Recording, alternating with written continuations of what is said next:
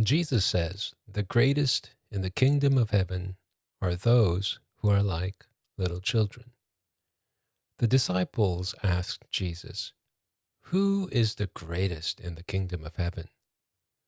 Jesus called a little child to come to him and answered, "Unless you become as little children, you will not enter the kingdom of heaven.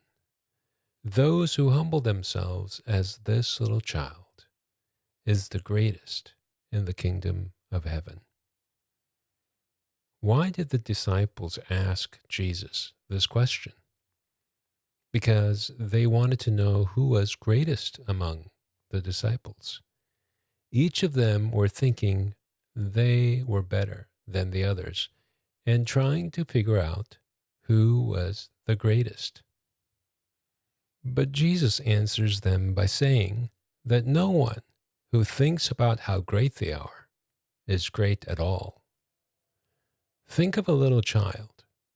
Does a little child think about whether he or she is greater than his or her friends? No. Does a little child work hard to be humble?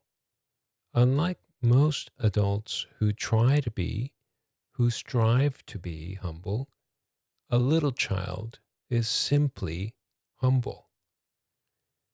How can we be simply humble like a little child? When we are not concerned with money, power, or status, and are content in being loved by God and loving our God and our neighbors, that's when we can be humble like a little child. Before God, we are like a little child. The kingdom of heaven is not like the kingdom of this world. The kingdom of heaven is not about being the best, having the most power, being the richest. The kingdom of heaven is about being humble before God and others, serving God and others, and loving God and others.